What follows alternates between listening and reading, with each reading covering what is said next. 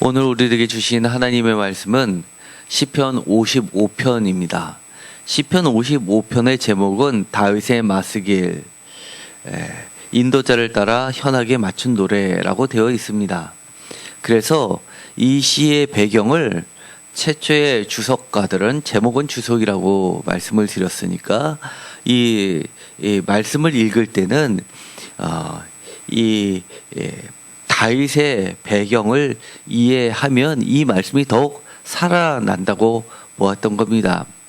특별히 사무엘하 15장에서부터 18장까지는 이 시를 이해하는데 커다란 도움이 되고 있습니다. 이 15장에서 18장까지는 특별히 다윗의 사랑하는 아들 압살롬의 난을 기록하고 있고, 이 사무엘하 15장에서 18장까지를 보면 그의 인생 전체에서 가장 슬픈 기억이 됨을 우리는 알 수 있습니다. 이 전쟁은 정말 제가 이 사무엘하를 할 때도 여러 차례 말씀을 드렸고, 또 이 압살롬의 반란에 대해서 이 시편에도 기록이 되어 있는 것을 이야기할 때, 이 전쟁은 무엇보다도 슬펐던 것은 이겨도 이긴 싸움이 아니었기 때문에 그렇다는 겁니다. 그래서 이 마지막 장면을 보면 이 압살롬이 죽임을 당하는 것으로 이 이야기는 끝나게 되는데, 그때 다윗이 그 소식을 듣고 내 아들 압살롬아, 내 아들 압살롬아 라고 슬피 우는 것으로 끝이 나게 됩니다. 차라리 자기가 죽었으면, 그리고 아들 압살롬이 살았더라면 더 나을 뻔했던 그의 아비로서의 그 절절한 심정이 그대로 드러나 있습니다. 다른 곳하고는 다르게 이곳에서는 이 압살롬이 그렇게 시작부터가 어떤 왕권을 노리고 있다는 것을 알 수 있음에도 그냥 놔두는 모습이 나오게 됩니다. 예를 들어서 성문 앞에 앉아서, 이 고대일수록 이 성문은 재판을 하는 곳이고 왕이 백성들과 만나서 그들의 억울함을 풀어주는 곳이었습니다. 그런데 그곳에 앉아서 억울한 사람이 다윗 왕을 찾아오는데 압살롬이 그 가운데서 그들을 만나서 해결해주고 그들을 위로해주고 돌려보내는 장면들이 나오게 되고, 그것으로 백성들의 칭송을 받는 장면이 기록이 되어 있습니다. 백성들의 마음을 훔쳤다라고 표현하고 있을 정도인데, 그 긴 과정 가운데 다윗은 한 번도 제재를 하지 않습니다. 그런 걸로 보아서는 이 다윗도 압살롬을 굉장히 사랑했었던 모습을 알 수 있고, 추정컨대 아마 이 압살롬을 다음 후계자로 생각했던 강한 후보자 중에 손가락 안에 꼽히는 인물이 아니었을까라고 추정을 합니다. 왜냐하면 압살롬의 반란이 끝나고 나서도, 그리고 나서도 왕의 후계자를 자기 자신이 매우 늙었음에도 불구하고 지정을 하지 않고, 또 이 솔로몬을 세우지도 않고, 만약 나단이 아니었더라면 죽기 직전에 그를 왕으로 세울 기세를 조금이라도 보이지 않았기 때문입니다. 그런 걸로 봐서는 솔로몬에게는 없었던 강한 전사로서의 이미지, 마치 다윗을 빼놓은 것처럼 굉장히 무사로서의 그런 모습, 그리고 백성들로부터 아름다움을 흠모하게 할 정도의 그런 다윗과 비슷한 모습, 붉기가 아름답다라고 다윗을 이야기했던 것처럼, 그렇게 사람들의 마음속에 정말 우두머리로서의 손색이 사실은 솔로몬에게는 없었는데, 그런 모습을 압살롬은 갖고 있었습니다. 그리고 결정적인 것은 난이 일어났을 때 그것과 같이 싸우자라고 집결을 하는 명령을 내세우는 것이 아니라 조용히 그는 사라지게 됩니다. 성 밖을 빠져나오면서 반격을 하는 것이 아니라 정말 포기한 듯한 인상을 줄 정도로 그런 모습을 보아서는 굳이 이 압살롬, 아들 압살롬과 대항해서 내가 나이도 많은데 굳이 왕권을 누릴 생각조차 없고 그 모든 것을 하나님께 맡기는 모습이 나오게 됩니다. 또 한 가지는 이 많은 학자들이 두 번째 제가 주보에다 실은 것처럼 예레미야서 9장 1절에서 19절, 20장 1절에서 6절, 18장 그리고 38장을 예로 들면서 이것은 압살롬의 상황과 매우 비슷하고 특별히 최소한 이 시인은 왕은 아닐 것이다 라고 이야기를 하는 장면이 나옵니다. 의로운 시민의 모습이 더 적절해 보인다라고 해서 그런 자가 누가 있을까라고 봤을 때는 이 예레미야서를 많이 준거를 합니다. 그렇지만 그래도 가장 압도적인 것은 이 다윗, 사무엘하 15장에서 18장까지를 근거를 두는 학자들이 절반 이상을 차지하고 그거 못지않게 만만하게 많은 사람들이 이 예레미야를 치고 있습니다. 그래서 이 55편은 재미있게 별칭을 예레미야의 노래라고 불려주고 있습니다. 참 재미있죠? 이 시편을 읽으면 예레미야처럼 하나님 편에 서서 끊임없이 눈물을 흘리면서 탄식을 하는 그런 예레미야의 모습이 바로 절절히 느껴지는 장면들이 한두 가지가 아닙니다. 제가 이 두 다윗의 이야기와 예레미야 이야기를 한번 비교를 해 보았습니다. 다윗은 파란색으로 표시를 하고 그리고 예레미야에 해당하는 것이라고 느껴지는 것을 빨간색으로 표시를 했을 때 빨간색이 훨씬 많이 눈에 띈다는 것을 알 수 있습니다. 그리고 중간중간 보면 제가 이 파란색으로 X표를 해놓는 건데 이것은 도저히 다윗의 부분이라고 느껴지지 않는 부분입니다. 예를 들어서 10절에 보면 9절과 10절을 보면 내가 성내에서 광포와 분쟁을 보았사오니 주여 그들을 멸하소서 그들의 혀를 잘라버리소서. 그리고 10절 그들이 주야를 성벽 위에 두루 다니니 성중에는 죄악과 재난이 있으며 라고 하는 이 부분을 보면 사무엘하를 비교를 해봤을 때 이 다윗은 아히도벨이 그 난에 참여했다는 사실을 다윗이 성 밖으로 빠져나갔을 때 처음 듣게 됩니다. 다른 사람이 아히도벨도 압살롬과 같이 있더이다 라는 말을 듣게 되면서 충격을 받습니다. 그래서 13절에 그는 곧 너로다 나의 동료 나의 친구의 나의 가까운 친우로다. 사실 친구가 아니라 장인의 아버지 할아버지 되는 사람을 친구로 부르는 게 말이 되냐라고 했는데 직책상으로 이 왕의 친구로 불리는 사람들은 최측근의 모사들을 부르는 하나의 관료 직책의 이름이었습니다. 그런 걸로 보서는 충분히 해당한다고 할 수 있지만 이렇게 왕이 성 안에서 배반하는 자를 만났을 리는 없기 때문에 해당한다고 볼 수가 없습니다. 반면에 예레미야일 것이다 라고 하는 부분 6절에 보면 비둘기 이야기가 나옵니다. 이 비둘기 이야기는 바로 대표적으로 이 예레미야에서도 나옵니다. 그리고 이 비둘기는 사실 사무엘하에는 나오지 않죠. 그리고 또 광야의 이야기가 나오는데 광야의 이야기도 이 예레미야에 등장합니다. 그리고 마지막에 구덩이 이야기가 나오는데 그것도 예레미야에 등장하지 이 다윗의 이야기는 등장하지 않습니다. 어쨌든 간에 이 55편에 가장 우리들에게 충격으로 다가오는 것은 바로 12절과 13절입니다. 12절과 13절은 아마 전체 이 55편을 대표하는 식구라고 볼 수 있고 이것이 바로 예레미야의 시편이라고 불리는 이유이기도 합니다. 12절과 13절을 다 같이 읽도록 하겠습니다. 나를 책망하는 자는 원수가 아니라 원수일진데 내가 참았으리라. 나를 대하여 자기를 높이는 자는 나를 미워하는 자가 아니라 미워하는 자일진데 내가 그를 피하여 숨었으리라.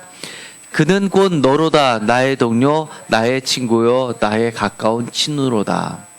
좀 말이 무슨 말인지 어렵죠?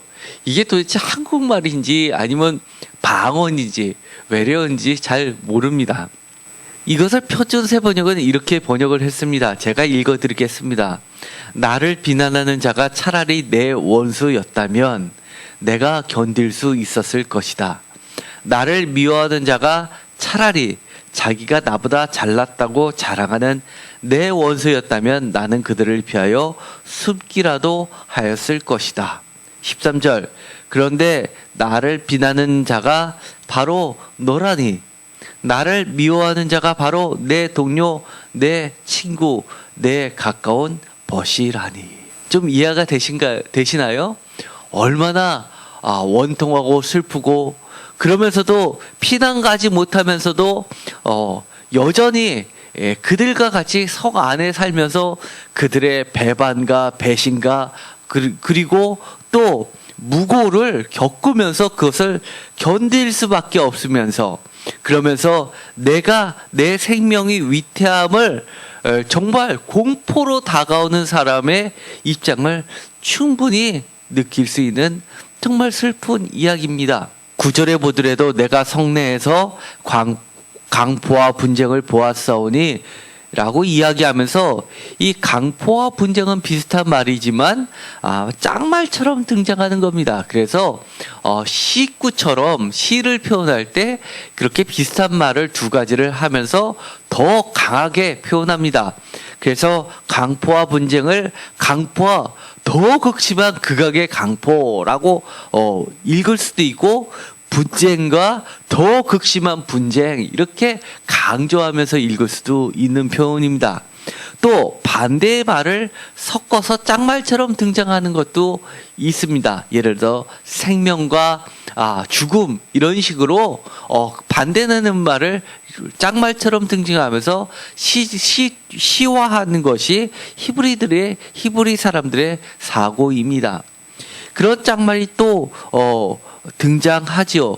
예를 들어서 그 뒤에 보면 제약과 재난 또는 압박과 속임수 이런 것들이 다 시적의 짝말처럼 등장하면서 얼마나 강포와 분쟁과 제약과 재난과 압박과 속임수가 정말 더 이상 악하다 할 수 없는 최악의 상으로 치닫고 있는지를 그대로 보여주고 있습니다. 8절에 보면 내가 나의 피난처로 속히 가서 폭풍과 광풍을 피하리라 하였도다 라고 하는 모습을 보면 그리고 6절에 있는 것처럼 내가 말하기를 만일 내게 비둘기같이 날개가 있었다면 날아가서 편히 쉬리로다 라고 하면서 이 가정법을 써서 소원을 나타내면서 하는 말을 보면 도망가지 못한 안타까운 자신의 처지를 그대로 보여주고 있습니다. 이런 정말 눈물겨운 상황이 어디 있을까라고 이야기하시는 분들이 있을 겁니다. 그러나 이것이 남의 이야기가 아닙니다. 나는 떠나고 싶은데 떠나지 못하는 그러면서도 지옥처럼 살아야 되는 사람들이 이 땅에 얼마나 많은지 모릅니다. 아마 그들은 하나님께 간구했을 겁니다. 하나님이 그들을 보면서 어떻게 이야기하셨을까요? 그는 곧 너로다. 나의 동료, 나의 친구여, 나의 가까운 친구로다. 라는 이 말은 그는 곧 나의 부모다. 그는 곧 내 자식이다. 그는 곧 내 남편이다. 그는 곧 내 부인이다. 라는 탄식으로 바꿔 읽을 수도 있지 않겠습니까? 우리는 이 시편을 읽으면서 이것이 정말 나하고 먼 이야기, 정말 드라마에만 있을 수 있는 이야기라고 읽어서는 안 됩니다. 우리가 할 수 있는 최대한의 것, 비록 내가 알지 못하는 사람이라 하더라도 이것을 나의 것을 읽으면서 하나님께 이 시편의 시인이 이야기한 이 심정으로 하나님께 같이 기도해 줘야 됩니다. 그렇지 않으면 언제 그 재앙이 나한테 아니면 내 가족에 내 가장 사랑하는 사람에게 닥칠지도 모릅니다. 주보에 보면 여러 가지 성경 구절들이 있는데 너의 원수가 바로 너, 나의 동료, 나의 동무, 나의 가까운 친구인 바로 너구나 하는 이 구절이 정말 너무나 내 가운데 사무칩니다. 그런데 이 자신의 심정을 이렇게 표현합니다. 비둘기로 표현하고 있습니다. 예레미야서에 보면 예레미야서 48장 28절에 보면 모압 사람들에게 하는 말이 나옵니다. 모압 주민들아 너희는 성읍을 떠나 바위 사이에 살지어다. 출입 후 어기 가장자리에 깃들이는 비둘기같이 할지어다 라고 하면서 도망가라라고 경고하고 있습니다. 왜냐하면 하나님의 심판이 곧 닥칠 것이기 때문입니다. 이 팔레스타인 지역에 이스라엘 고대 이스라엘 지방에는 비둘기들이 산비둘기들이 어디에 살았냐면 높은 바위에 살았습니다. 그래서 이 비둘기를 보면 재난을 피해가는 그런 비둘기, 광야에 사는 비둘기로 이해를 했던 겁니다. 이사야서 38장 14절에도 보면 이 비둘기의 이미지를 다르게 표현하고 있습니다. 비둘기같이 슬피 울며 내 눈이 사하도록 악망합니다. 하나님을 악망합니다. 라고 되어 있습니다. 그래서 이 비둘기 하면 이 이스라엘 사람들을 어떻게 이해했냐면 도망갈 수 있는 새 또는 슬피 우는 새의 이미지를 갖고 있습니다. 그래서 에스겔서 7장 16절에도 도망하는 자 그리고 슬피 울 것이며 라는 두 가지 이미지를 다 같이 이야기하고 있습니다. 그래서 이 55편에도 이렇게 이야기합니다. 내가 비둘기에 같이 날개가 있다면 날아가서 편히 쉬건만 하고 도망가는 이미지, 그리고 비둘기처럼 그 울음소리가 얼마나 구구구구 하면서 처량합니까? 나의 슬픔을 그대로 표현하고 있습니다. 그러나 성경에 보면 또 반대 이미지도 있습니다. 예를 들어서 아가서에 보면 비둘기 눈이 얼마나 크고 초롱초롱합니까? 그래서 이것을 굉장히 예쁜 눈으로, 그리고 아름다운, 그리고 또 귀한 것으로 묘사를 합니다. 그래서 고고하게 보면 은으로 된 비둘기, 조그만 장난감처럼 된 은 장식품이 발견이 됐습니다. 아마 왕같이 높은 사람이 갖고 놀았던 그런 장식품으로 보여지게 되는데, 거기 보면 아가서 6장 9절에 보면 사랑한 사람을 부를 때 내 비둘기, 내 완전한 자는 하나뿐이로구나 라고 하면서 귀중히 여기는 자구나 라고 하면서 사랑하는 여인을 바로 비둘기라고 부르고 있습니다. 또 이 시편을 보면 이렇게 광야의 이야기가 나오게 됩니다. 7절에 보면 내가 멀리 날아가서 광야에 머무리리로다 라고 되어 있는데, 이 광야도 이미지가 여러 가지 이미지가 있지만 먼저 첫 번째 예레미야서 2장 2절에 보면 광야를 굉장히 좋게 표현하고 있습니다. 내 청년 때의 인애와 내 신혼 때의 사랑을 하나님께서 기억하신다라고 하시면서 곧 씨 뿌리지 못하는 땅 그 광야에서 나를 따랐음이니라 라고 이야기를 하면서 아무것도 없고 사람이 살 수는 없지만 하나님의 말씀과 인도하심과 하나님의 임재가 충만한 것으로 그렇게 표현하고 있습니다. 그래서 이 광야가 예레미야에서도 나오고 이 시편 55편에도 나옵니다. 예레미야서 2장 6절에 보면 그들이 우리를 애굽 땅에서 인도하여 내시고 광야 곧 사막과 구덩이 땅, 건조하고 사망의 그늘진 땅, 사람이 그곳으로 다니지 아니하고 그곳에 사람이 거주하지 아니하는 땅을 우리가 통과하게 하시던 여호와께서 어디 계시느냐 하고, 이렇게 어디 계시느냐 하고 찾지 않는 현실을 고발하고 있습니다. 그래서 이 광야는 사람이 살 수 없는 땅이지만 하나님의 특별한 인도하심, 하나님의 섭리로 가득한 곳으로 묘사하고 있습니다. 반면에 예레미야 애가 5장 9절에 보면 광야는 철저한 심판 이미지로 등장합니다. 광야에는 칼이 있으므로 죽기를 무릅써야 양식을 얻사오니라고 해서 사람을 내쫓을 때 광야로 내쫓기도 합니다. 그리고 또 광야로 피신한 사람은 굳이 군대를 끌고 가서 그를 잡으러 가지도 않습니다. 왜냐하면 내버려두면 죽을 수밖에 없기 때문이라고 보고 있는 겁니다. 그래서 아사셀 염소도 한 마리는 광야로 보내버립니다. 광야는 죽을 수밖에 없는 곳이기 때문에 시간상의 문제이지 죽음이 거하는 사탄이 거하는 곳이라고 생각했던 곳입니다. 이것이 발전돼서 회복될 이스라엘 이미지로도 적용이 됩니다.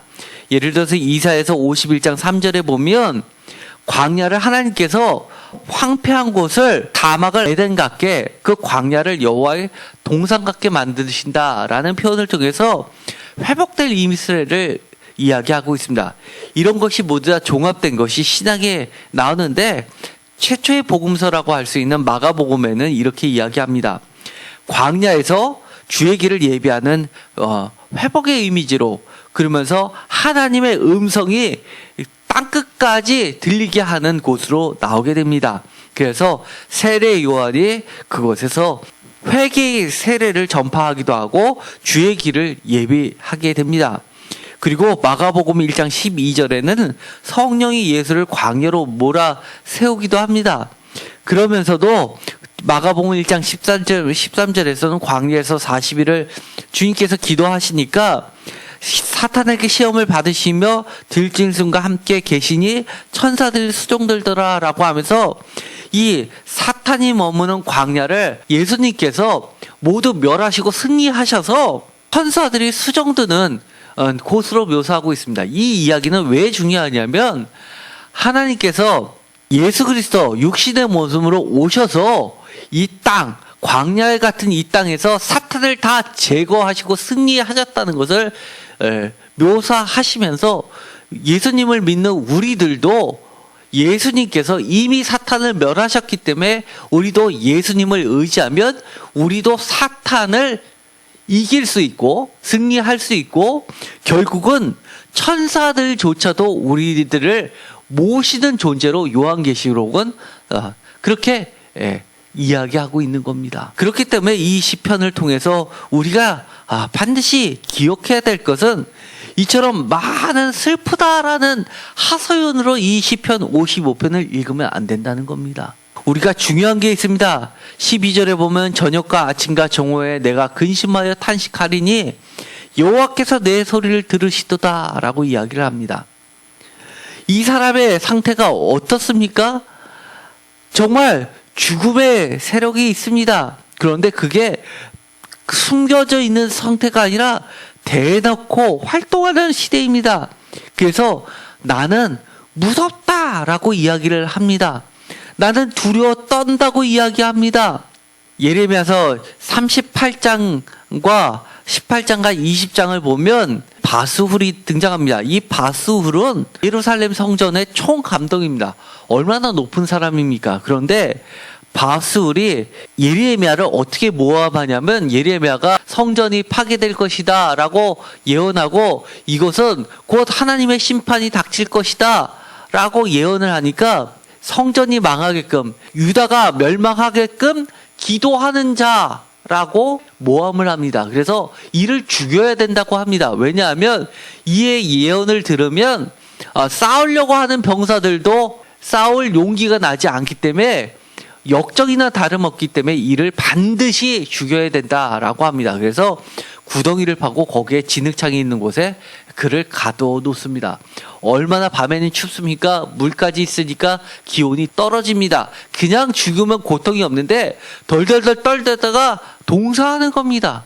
왕이 그들 앞에서는 그럽니다. 내가 당신 말을 어떻게 어기겠냐?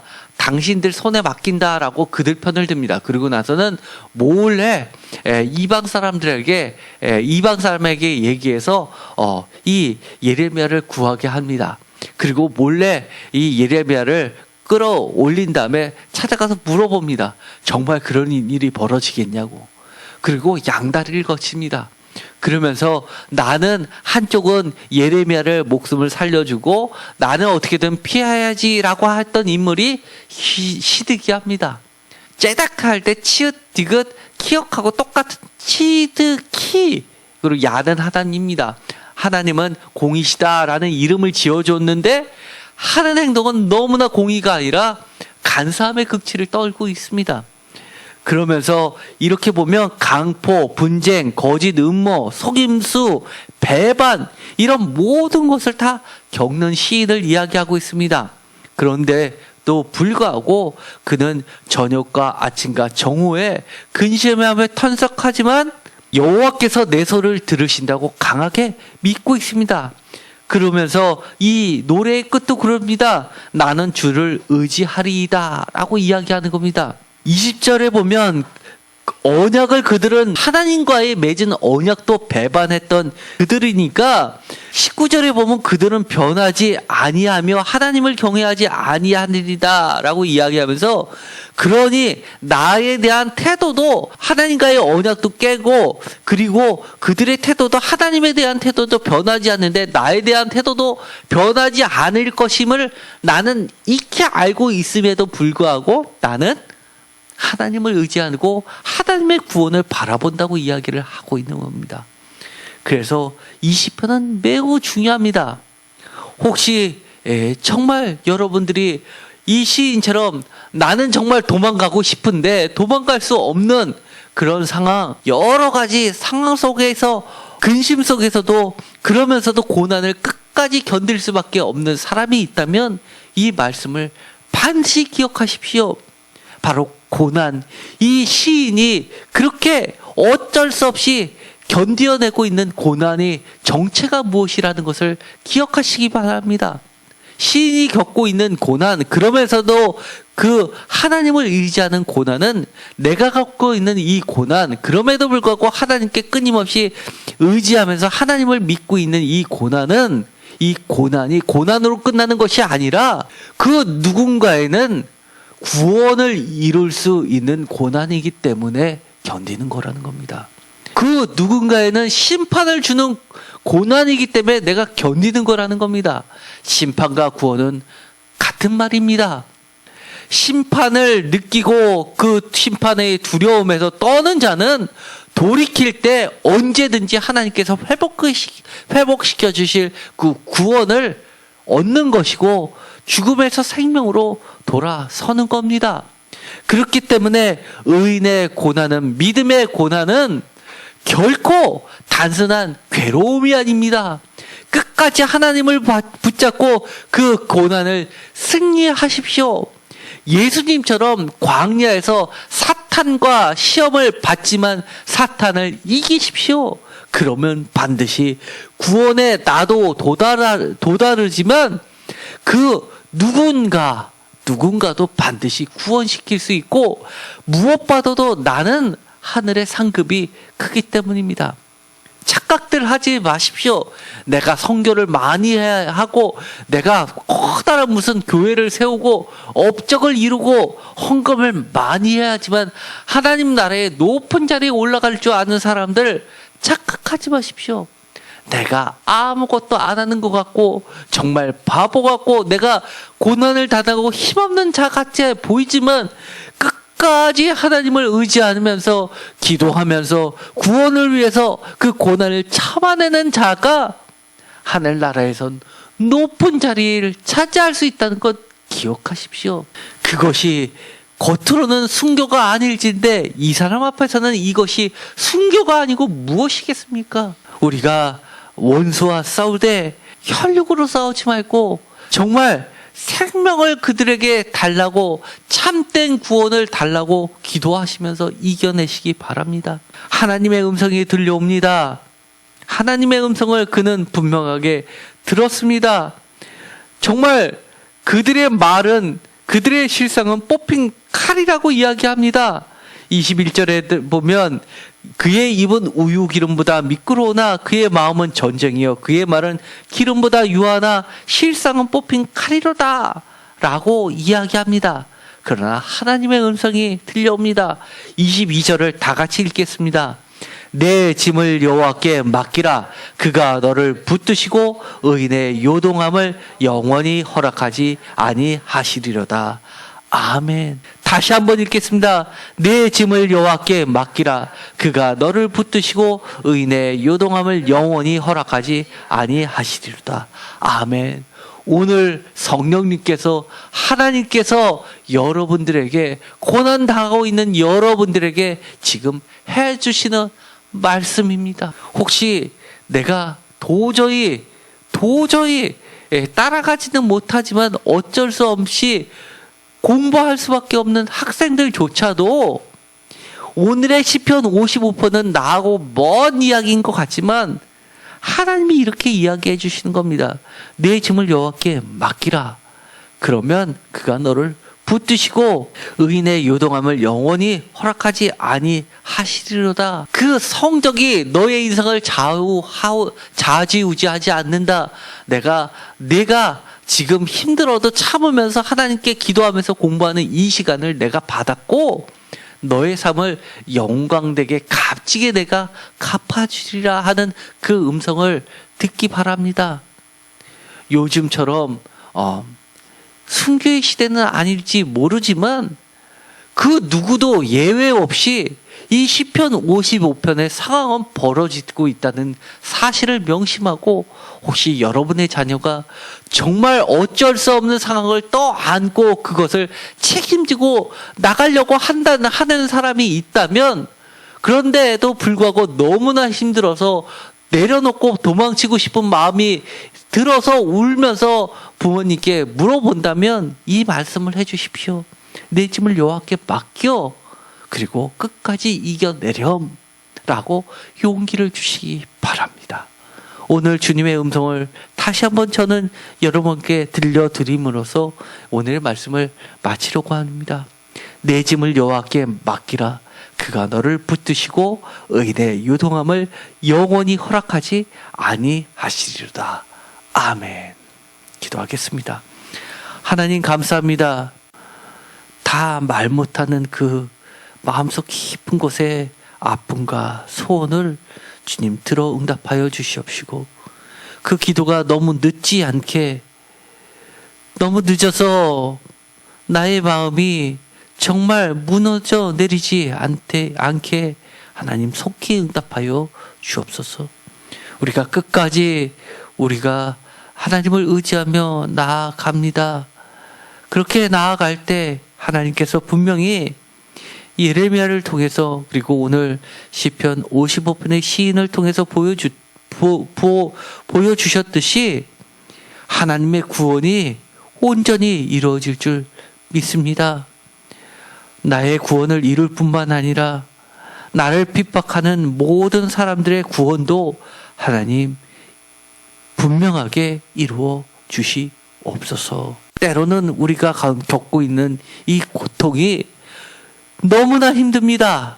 정말 시인이 얘기했던 것처럼 내가 비둘기처럼 날개가 있다면 광야로 날아가서 저 높이 있는 바위 틈에서 정말 피하여 살 텐데 라고 하는 심정이 있을 수 있습니다. 정말 나를 핍박하는 사람이 원수라면 차라리 내가 이해하고 싸우라기라도 할 텐데, 내 가까운 친구, 내 동료, 내 가족이면 정말 어찌합니까? 이럴 때 하나님 우리를 붙잡아 주옵소서. 정말 이 시간을, 내가 겪고 있는 이 고통의 시간을 고난으로 끝나지 않게 하시고, 또는 내가 이 상황을 벗어나는 것으로만 끝나지 않게 하시고, 이것을 누군가의 구원, 누군가의 심판을 이루는 하나님의 소중한 시간으로 이겨낼 수 있게 하여 주옵소서. 나도 구원받고 나에 대해서 이렇게 배반하고 그리고 억울함과 고통을 주는 그 사람도 하나님 구원시켜 주십시오. 그리하여 우리의 하늘의 상급이 그 누구보다도 많을 수 있게 하나님의 정말 따뜻한 사랑과 은혜로 채워 주시옵소서. 예수 그리스도의 이름으로 기도드렸습니다. 아멘.